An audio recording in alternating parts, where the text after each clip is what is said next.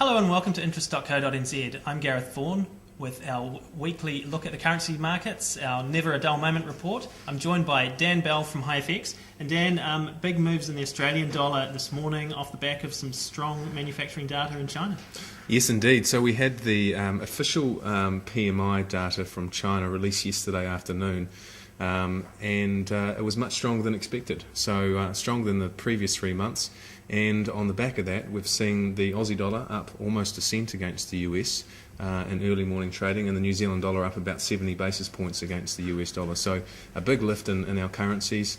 That follows a weaker PMI estimate that was released last week from HSBC. So they put together an estimate of this Purchasing Managers Index. Now, on Sunday we had the official release, and apparently the official release actually has a bigger survey size, and they tend to survey a lot of the bigger state-owned companies.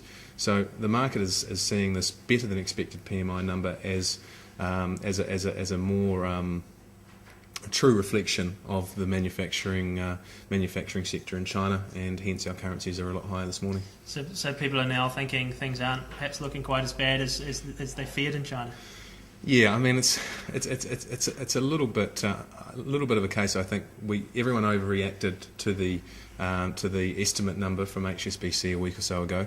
The New Zealand dollar and the Australian dollar were down almost a cent on the back of that number, and really a lot of the data from China can be unreliable at times, I suppose. But I think it just goes to show you how sensitive we are these days to announcements from China. And again this morning, literally as soon as the market opened, we saw the New Zealand dollar gap 70 basis points from about 81.60, 81.70 all the way up to 82.40.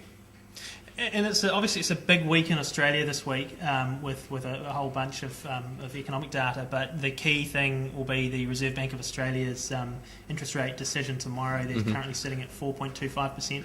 What's the market picking? Yep, so the RBA announced interest rates tomorrow afternoon about 4:30 in New Zealand time. Most economists are not expecting them to cut interest rates, but over the last couple of weeks there's been speculation from media commentators that perhaps the RBA could start talking about cutting interest rates, or even cut interest rates tomorrow afternoon. That has seen the market price in about a 30 to 40% chance of a rate cut tomorrow. So tomorrow is going to get a lot of attention. We continue to see a bit of a slowdown in Australia. We had one of the CEOs of one of the large multinationals, Dow Chemicals, last week mentioned that they're seeing a slowdown in Australia, and obviously BHP, the large commodity resources company, came out and said that there's a bit of a slowdown in iron ore demand in China. So yeah, it's a bit of a mixed bag in Australia at the moment, and the RBA tomorrow is going to be quite crucial as far as where we see interest rates going there. And this data out of China, is that likely to figure in their thinking?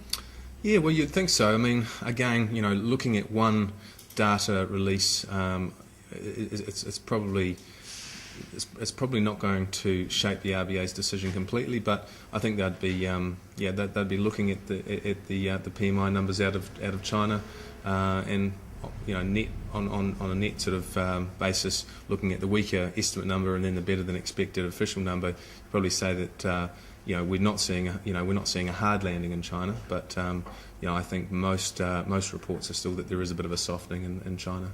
And we've obviously come to the end of the March quarter now, and we've seen the figures coming out of the US that the share markets there have had a very strong quarter. I think the Dow strongest March quarter in 14 years, NASDAQ strongest in 21 years. People are picking a bit of an improvement that's emerging in the US now.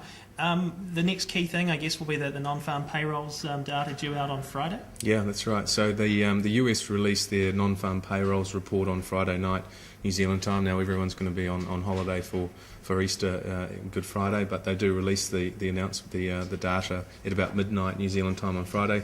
The market's expecting about 230,000 new jobs, and the unemployment rate to sit around 8.2, 8.3%. Now we've seen continued strong growth, jobs growth numbers out of the US over the last few months.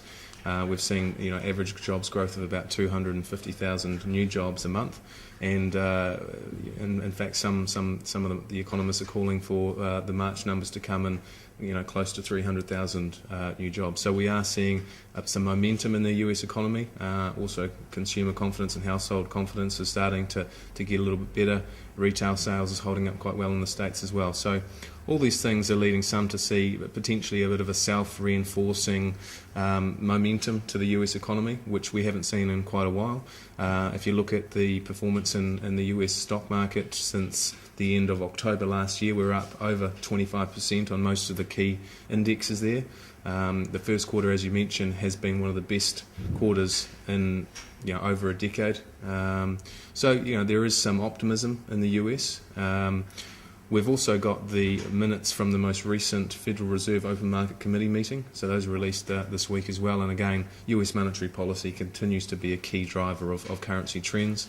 We had the chairman of the Federal Reserve, Ben Bernanke, come out a week or 2 weeks ago, and in his statement and his comments in a speech to the media, he was a little bit more downbeat.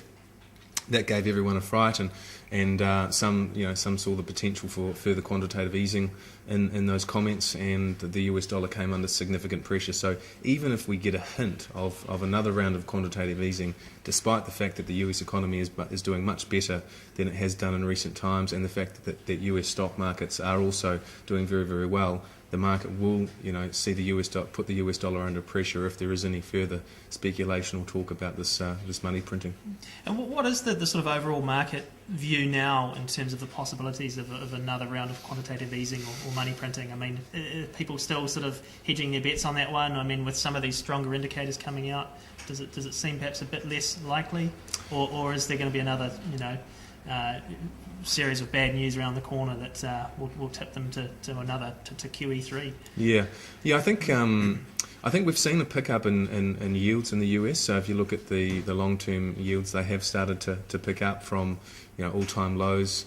And I think the Federal Reserve want to try and jawbone the market as much as possible, and that might mean just being a little bit more downbeat in their statements, making sure that things don't pick up too much, so that the cost of borrowing starts to go up and hampers the momentum in the US economy at the moment. I think the benchmark is quite high for another round of quantitative easing. But I think a lot of investors and traders, will trade off any hint of quantitative easing. And Wall Street, obviously, who are selling stocks, they'd be quite happy to see another round of quantitative easing, because it means that there's going to add another boost of liquidity to the financial system and give more upside momentum to these equity markets.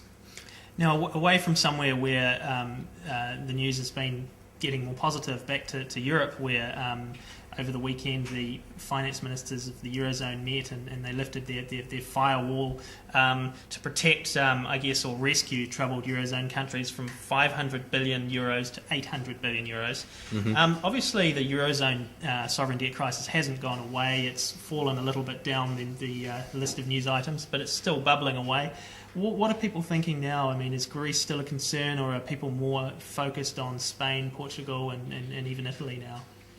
Yeah, so Europe hasn't been in the headlines as much as it was last year, and you're right. We've had this 800 billion, this firewall, if you like, that the European policymakers have put together. They've increased it from 500 billion up to 800 billion. It doesn't really change the fact that, yes, we've still got big issues with Greece.